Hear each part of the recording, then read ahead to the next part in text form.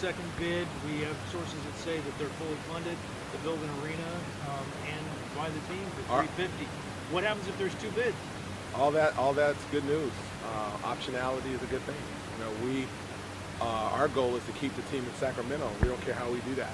That ultimately is it. And this has been a process over 6-8 weeks where we've vetted a lot of opportunities, and we believe there's a strong front runner that we're behind, but we're certainly not going to exclude anybody who feels they can finance an arena all privately with no public subsidy. That would be a dream for all of us. But on the same token, a lot of times those Hail Marys don't work out, and I can't comment on this at this point, but we'll continue to do our due diligence. But I think right now the day is really, we're focused on the March 1st deadline, and we have put a bid in, and that's what is important. Would it still be a dream if it's in Natomas? I think we're just speculating. The deadline is tomorrow.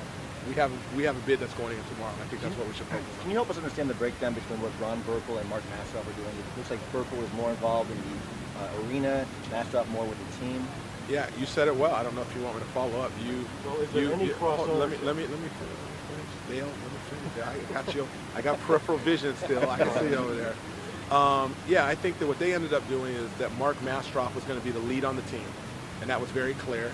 That's where his passion lies, and Ron wanted to be the lead on the arena side. And that makes sense. He did it very successfully, as I said earlier, in Pittsburgh, and revitalized the downtown, a green arena, all those sorts of things. So they complement each other. They play to each other's strengths. I think that's great. Now, how their deal is structured and what partnership and percentage, Dale, that you're asking, I have no idea on those things. You would have to ask them. I just don't know. Sorry. The WNBA, are you hoping that's going to be a great initiative or incentive to give the NBA Board of Governors in April? I think it all fits into our market. I mean, I remember a couple years ago when the WNBA team, our Monarchs team, folded, and I was just so frustrated as a mayor. I was like, God, we would have loved to have an opportunity to keep the team here. And I know tons of people in this community that would have stepped up and bought the team and kept it here, and if nothing else, just been a tenant.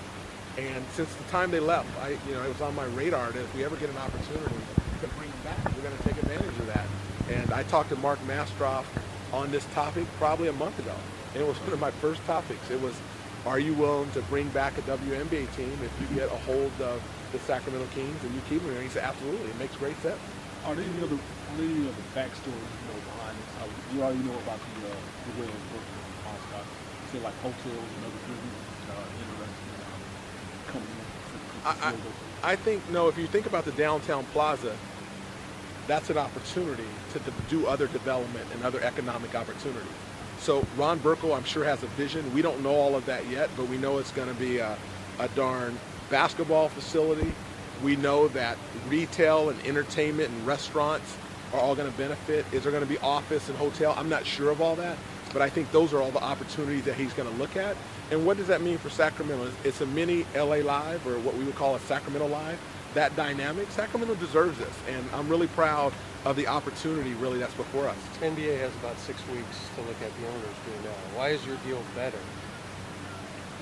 I think, number one, we have an ownership group that's viable, has the resources and wherewithal to match any ownership group, number one, including both Mark and Ron in that. Number two, we publicly have already committed a framework of X amount of dollars as a public investment to build a brand new arena that was approved by council a year ago and the NBA. That puts us ahead of that game, no matter what anybody says. The site, the downtown plaza site, is controlled privately, which is a part of the deal.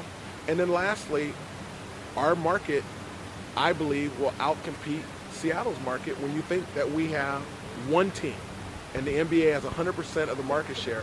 That's a competitive advantage. And when you look at our fan base and our corporate community and all the things that I talked about today, that's a competitive advantage. That we're going to build an arena and our market is a competitive advantage. How much city money would have to go into this deal? And if there's a strictly private money venture out there that is downtown, would you then support that? Bob, hold on.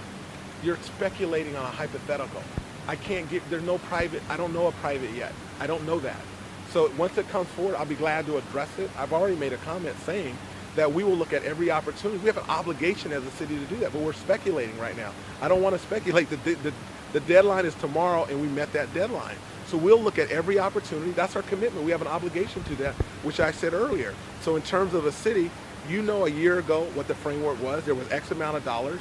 We know that we can't get in a position where we can over negotiate anything other than what our parking and our land can contribute to those numbers. So this is where all that due diligence and negotiations start. It starts tomorrow and Monday and will go on for the next 4+ weeks. And all these will be things that our city manager, with the core tenets that we laid out, will be looking at in a very intense way. Two more questions. 2 years ago, it was pretty clear that the Maloofs were not a big fan of Ron Burkle when the Anaheim thing fell apart. Did any of that go into your discussions about not including him in the bid to buy the team? I think if you think about Mark Mastroff's track record, 2 years ago, I believe, when was the Golden State Warriors sold? So 2010. He was second in the running to get the team. He's always been interested in a basketball team. That's where his interest is. If you look at Ron's interest, Ron's a developer. And Ron has always been interested on the arena side and the economics of an arena and other development opportunities. So we brought the two together. You know, they both were talking earlier about bidding separately, and I was able to just kind of connect them to see if it makes sense for you two to do something together. And it didn't take long. They developed a relationship, and they realized they each have different strengths, and putting kind of both of their expertise and skill sets together, they felt would make a stronger competitive bid for the NBA, and I happen to agree with that. Last question. The fact that the locals are bidding on the Bob Cook 7%, does that mean that they're going to push that right of refusal issue?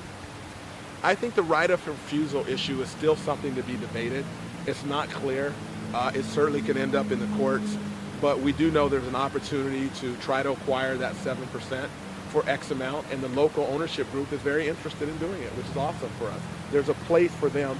You know, if the Mastroff group gets the 65% of general partnership that's for sale, and the limited partners stay in, the only thing available is that 7%.